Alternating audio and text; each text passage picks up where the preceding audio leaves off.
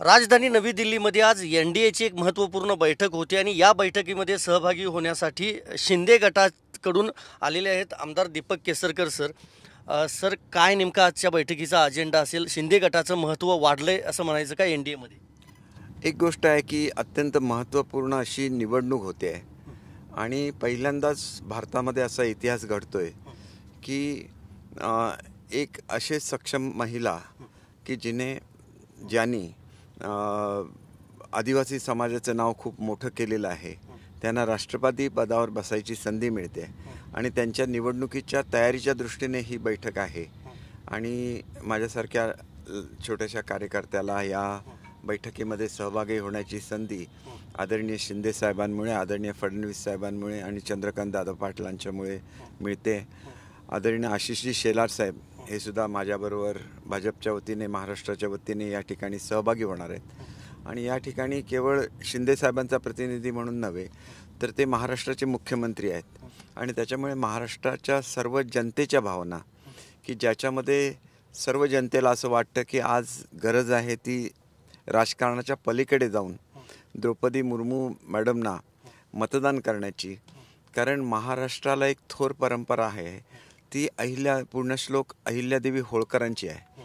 आपल्याला माहिती होतं की त्या मावळ प्रांताच्या राजा होत्या आणि तिथं जो आदिवासी समाज होता त्याला सर्वप्रथम स्टेटस देण्याचं, म्हणजे त्यांना सरदार बनवण्याचं काम हे त्या काळामध्ये त्यांनी केलं आणि त्याच्यामुळे आदिवासी समाजामध्ये असलेली युद्ध थांबली.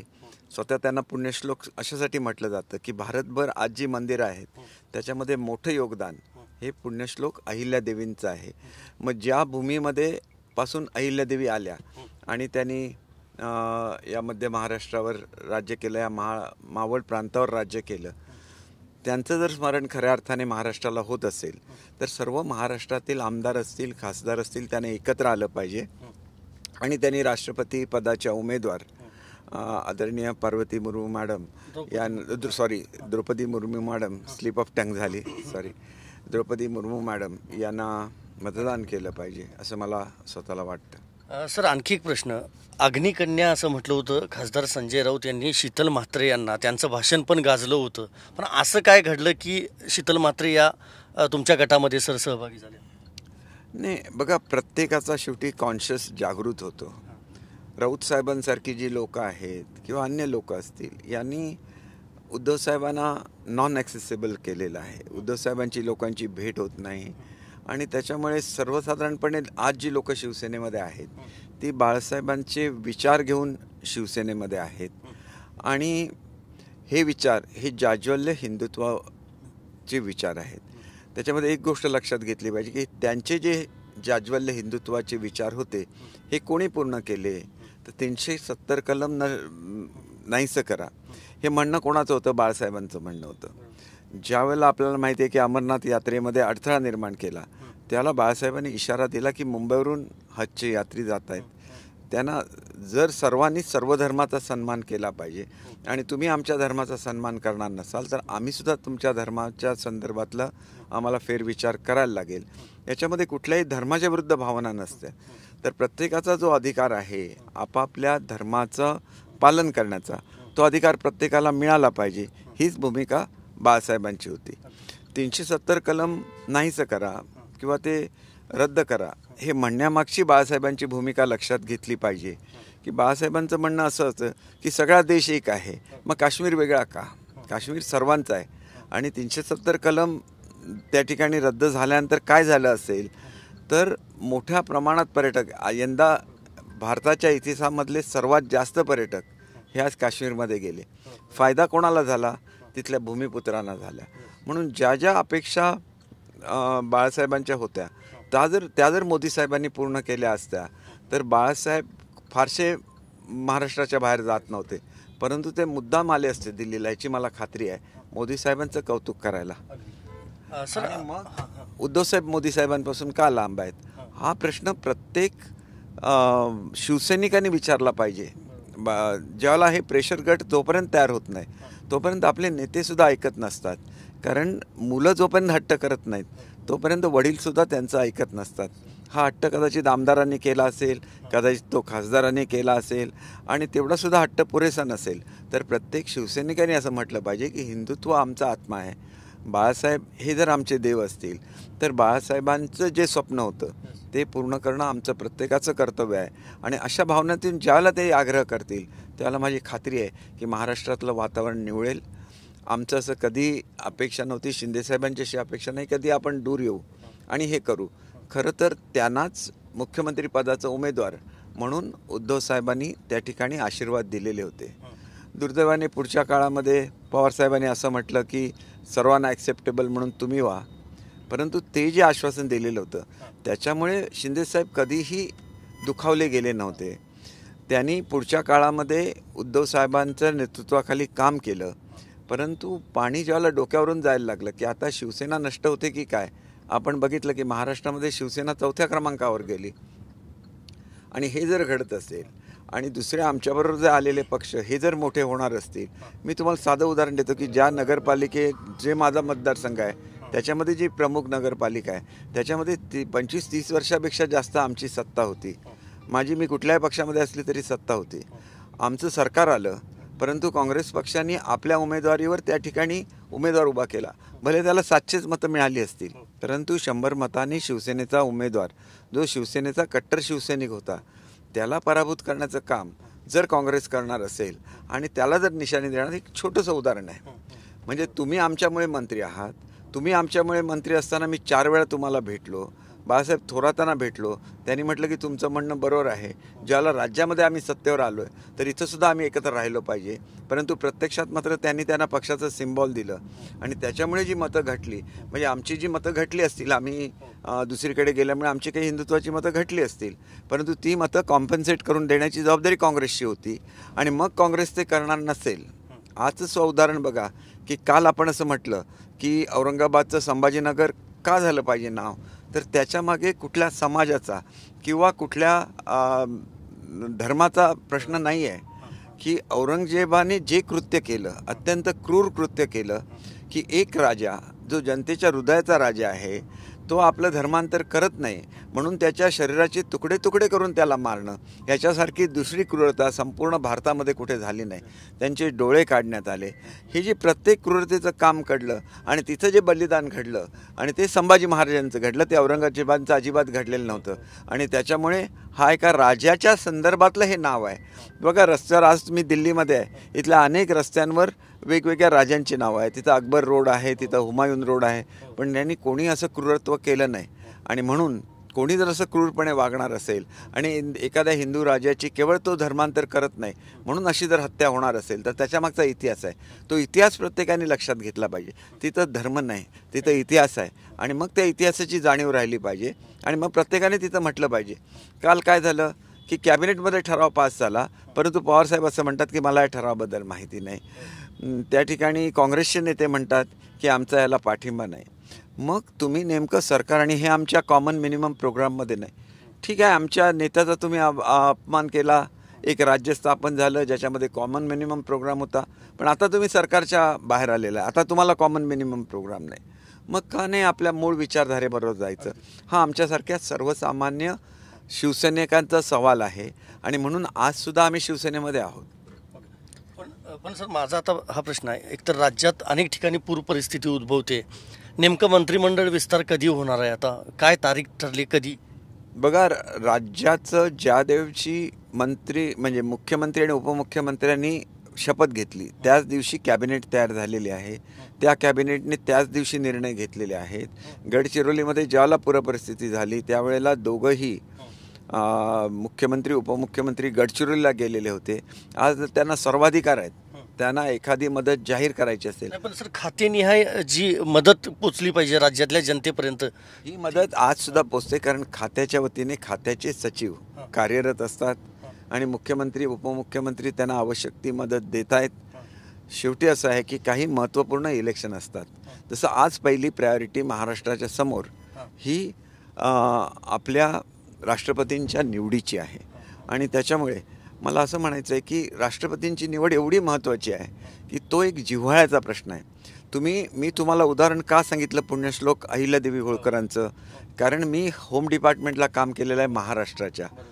हा जो पट्टा आहे जो नेपाळपासून सुरू होतो आणि कन्याकुमारीला संपतो, याला पूर्वीच्या काळामध्ये दंडकारण्य म्हणायचे. आणि त्याच्यामधले जे भूमिपुत्र होते, जे वनाचे पुत्र आहेत आणि त्यांना आदिवासी म्हणतात, आणि त्या आदिवासींच्यामध्ये अशी भावना होती की आमच्यावर दुसरे कोणतरी राज्य करतात, आमचं राज्य येत नाही. आणि म्हणून त्याच्यापैकी अनेक लोकांनी नक्षलवादाचा स्वीकार केला आणि स्वतःचं सरकार स्थापन करण्याचा प्रयत्न केला. परंतु आज खऱ्या अर्थाने सरकारमध्ये संधी ही जर आदिवासी समाजाला मिळत असेल तर एक मोठी मोमेंट जी संपूर्ण भारतामध्ये चालू आहे त्याला कुठेतरी ब्रेक लागेल. कारण ह्याच्यासाठी सॉफ्ट टार्गेट शोधले जातात, आणि तो सॉफ्ट टार्गेट कोण होता तर तो माझा आदिवासी बांधव होता, जो ह्याला बळी पडला. मग महाराष्ट्रामध्ये आम्ही हे भरून काढू शकलो कारण त्या ठिकाणी आर पाटलांसारखे गृहमंत्री होते ज्यांनी त्या ठिकाणी स्वतःहून तिथलं पालकमंत्रीपद स्वीकारलं. त्या ठिकाणी एकनाथ शिंदेंसारखे मंत्री होते. अनेक लोक फक्त त्यांच्याकडे मुख्यमंत्री म्हणून बघतात, परंतु अनेक लोकांना माहिती नाही की त्यांनी स्वतःहून गडचिरोलीचं पालकमंत्रीपद मागून घेतलेलं होतं आणि तिथल्या लोकांच्या जखमेवर मलम लावायचं काम केलं. म्हणून आज एकही युवक महाराष्ट्रातला नक्षलवादी चळवळीमध्ये सहभागी होत नाही. पण सर मला सांगा, तुम्ही म्हणताय मुख्यमंत्री उपमुख्यमंत्री काम करतायत, पण त्यांचाच शपथविधी हा घटनाबाह्य आहे असं म्हणत शिवसेनेकडून एक पत्र दिले गेले राज्यपाल. हे बघा, हे असं आहे की लहान मुलांचं असतं की ज्याचं स्टंप आणि बॅट असते, तो जर आऊट झाला तर आपली स्टंप बॅट घेतो आणि निघून जातो. याला रडीचा खेळ म्हणतात. आणि हा रडीचा खेळ शिकवणं त्यांचं कोण असेल तर मग तिथून शिवसैनिकांनी आणि शिवसेनेच्या नेत्यांनी आणि पक्षप्रमुखांनी त्यांच्यापासून सावध राहिलं पाहिजे. शेवटी आमच्याकडे 2 ऑप्शन होतेच ना. आमच्याकडे जर 2/3पेक्षा जास्त बहुमत होतं आणि आम्हाला दुसऱ्या पक्षामध्ये जायचं तर आम्हाला कधी ऑप्शन होता, तुम्हाला साधी कोर्टामध्ये जायची संधी सुद्धा मिळाली नसते. परंतु तुम्ही काय केलं की फक्त 15-16 लोकांची मीटिंग घेतली, त्या ठिकाणी गटनेता बदलला, त्या ठिकाणी व्हीप आहे तो कायम ठेवला. तुम्हाला किमान 50% तरी बहुमत लागतं. जिथं पार्लमेंटरी पार्टी 55 लोकांची आहे, किमान 27 लोकांची मीटिंग घ्या ना. आमची काही हरकत नव्हती, आम्ही तो निर्णय मान्य केला होता. पण लोकशाहीमध्ये ही लोकशाही आहे शेवटी, आणि लोकशाहीमध्ये मतं आणि विशेषतः इलेक्टेड मेंबर्सची मतं ह्याला खूप महत्त्व आहे आणि त्याच्यामुळे त्याचा मान ठेवला गेला पाहिजे. ही वस्तुस्थिती कधीही लोकांपर्यंत पोचत नाही, हे आम्हाला लोकांपर्यंत आणि विशेषतः शिवसैनिकांपर्यंत जाणवून द्यायचं आहे. आणि असंख्य शिवसैनिक आहेत जे मला फोन करतात. या प्रत्येक शिवसैनिकापर्यंत शिंदेसाहेबांची मदत पोचलेली आहे. शिंदेसाहेबांच्याबद्दल त्यांना जिव्हाळा आहे. आणि म्हणून ज्याप्रमाणे उद्धवसाहेबांच्याबद्दल जे प्रेम आहेत, म्हणून ते काय म्हणतात की उद्धवसाहेब हे आमचे सर्वस्व आहेत. त्यांना बरोबर घेऊन आणि त्यांच्या आशीर्वादाने तुम्ही राज्य करा. आणि ते राज्य करत असताना जसं बाळासाहेबांच्या नावाने महाराष्ट्राचं राज्य चालायचं, तसं ते राज्य उद्धवसाहेबांच्या नावाने सुद्धा चाललं पाहिजे. याच्यामध्ये उद्धवसाहेबांचा मोठेपणा आहे, शिवसेनेचा मोठेपणा आहे आणि बाळासाहेबांच्या स्वप्नाची पूर्तीसुद्धा आहे. सर शेवटचा माझा एक प्रश्न आहे, थोडक्यात मला पाहिजे उत्तर. मुख्यमंत्री म्हणजे बदलल्यानंतर, राज्यात परिवर्तन झाल्यानंतर किरीट सोमय्या यांनी जेव्हा टीका केली त्यावेळेला तुमच्या गटातील काही नेत्यांनी सोमय्या यांवर टीका केली. पण अजूनही राणेंचे पितापुत्र, राणेंचे जे दोन्ही पुत्र आहेत त्यांच्याकडून अजूनही उद्धव ठाकरे, आदित्य ठाकरे यांच्यावर टीका ही केली जातेच. त्याबद्दल काय शिंदे गटाचं नेमकं सध्या म्हणणं आहे? काय होतं की सोमय्या हे स्वतः चार्टर्ड अकाउंटंट आहेत आणि ते ज्यावेळेला बोलतात त्यावेळेला लोक त्याच्याकडे त्या मनाने सिरियसली बोलतात, कारण त्यांचं या क्षेत्रातलं जे ज्ञान आहे. आणि मी किरीट सोमय्यांशी ज्या दिवशी बोललो त्याविषयी सांगितलं होतं की तुमच्या या ज्ञानाचा उपयोग जर महाराष्ट्राला झाला तर महाराष्ट्राची आर्थिक स्थिती खूप सुधारू शकेल. आणि म्हणून एक विद्वानग्रस्त म्हणून त्यांच्याबद्दल मला आदर आहे. परंतु आमची ज्यावेळेला मीटिंग झाली भाजप आणि सेनेच्या आमदारांची एकत्र, आमची एकच मागणी होती की आम्ही आमचं घर सोडून आलेलो आहे, आमचे कुटुंब प्रमुख दुखावलेलं आहे, भाजपमधल्या कोणीही त्यांच्याबद्दल कुठलेही अपशब्द काढता कामा नये. आणि मी ज्यावेळेला हे आमचे नेते म्हणजे जसे आमचे शिंदेसाहेब नेते आहेत तसे देवेंद्र फडणवीस साहेबसुद्धा नेते आहेत, त्यांच्या कानावर घातलं, ते ताबडतोब सोमय्याजींशी बोलले. सोमय्याजींचा मला सकाळी फोन आला की याच्यापुढे माझ्याकडून उद्धवसाहेबांच्याबद्दल कुठलाही वक्तव्य होणार नाही. राणेंबद्दल माझी जी अनिल परब किंवा अन्य लोकांची लढाई आहे ती चालू राहील. ठीक आहे, ते त्यांचा प्रश्न आहे. परंतु अनिल परब, मी पर्टिक्युलर नाव घेतलं म्हणून गैरसमज करू नका. त्यांनी जी काही नावं घेतली त्याच्यामध्ये डीजींचं नावसुद्धा होतं. तर या लोकांच्याबद्दलची माझी लढाई. राणेंचं असं आहे की राणेंनी स्वतः कुठले अपशब्द त्याच्यानंतर काढले असतील असं मला वाटत नाही. त्यांची मुलं लहान आहेत, तर त्यांना समजवायचं काम फडणवीस साहेब 100% करतील. ते काय ट्विट करतात हे मी वाचत नाही, कारण शेवटी आपण मोठे नेते किंवा ज्या ह्याच्याबद्दल रिॲक्शन मोठी येते, बऱ्याच वेळेला अशी असते की लहान लहान मुलं ट्विट करत राहतात, लोक त्याच्याकडे दुर्लक्ष करतात, म्हणजे त्याच्यामुळे कोणी सिरियसली त्याच्याकडे बघत नाही. पण तुम्ही जर त्याची नोंद घेतली असेल आणि ते तेवढं सिरियस असेल, तर मी महाराष्ट्रामध्ये गेल्याबरोबर फडणवीस साहेबांच्या हे कानावर घालेल आणि माझी खात्री आहे की ते त्यांना समज देतील आणि ते सुधारतील. कारण काय आमचं काय ते शत्रू थोडेच आहेत. त्यांनी चांगलं काम करावं, मोठं व्हावं, परंतु त्याच्याचबरोबर समाजामध्ये काम करत असताना महाराष्ट्राची जी संस्कृती आहे, जी शांततेची आहे, ती संस्कृती त्यांनी जपली पाहिजे. मोठ्याला मान देणं ही महाराष्ट्राची संस्कृती आहे.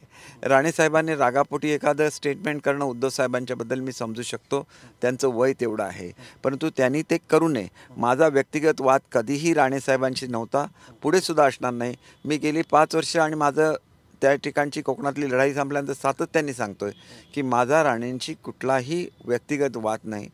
ज्या पद्धतीने त्यांचे कार्यकर्ते वागतात किंवा ज्या पद्धतीने ते मातोश्रीवर स्टेटमेंट्स करतात, त्याला माझा तीव्र आक्षेप आहे. आणि ते जर दूर झालं तर मग काय, आम्ही शेवटी सगळेच कोकणातले आहोत. कोकण मोठा व्हावा, कोकणातली समृद्धी व्हावी, आणि त्यांनी मुंबईसुद्धा कोकणाचा भाग आहे. शेवटी मुंबई हे कोकण डिव्हिजनमध्ये येतं. ते प्राईड ऑफ इंडिया आहे, ते फायनान्शियल कॅपिटल आहे, त्याची भरभराट व्हावी आणि त्याला सगळ्यांनी कॉन्ट्रीब्युशन करावं असं मला वाटतं. आणि त्याच्यामुळे एकच विनंती आहे की जसा आम्ही एक लहान मुलांचा हट्ट केला, मी म्हणतो की आमदार म्हणून जो खासदारांनी हट्ट केला, तो सुद्धा त्यांना ती मुलांसारखेच आहेत. आणि मग तसाच हट्ट जर सगळ्या शिवसेनेच्या शिवसैनिकांनी केला तर महाराष्ट्रामध्ये निश्चितपणे परिवर्तन घडेल. आणि जिथं दुखावलेले आहेत आमचे पक्षप्रमुख, त्यांनासुद्धा चांगलं वाटेल आणि ते एका निर्णयाप्रत येऊ शकतील. धन्यवाद TV9 मराठीशी बोलल्याबद्दल सर. व्हिडिओ जर्नलिस्ट विनोद कुमारसह मी संदीप राजगोळकर, TV9 मराठी, नवी दिल्ली.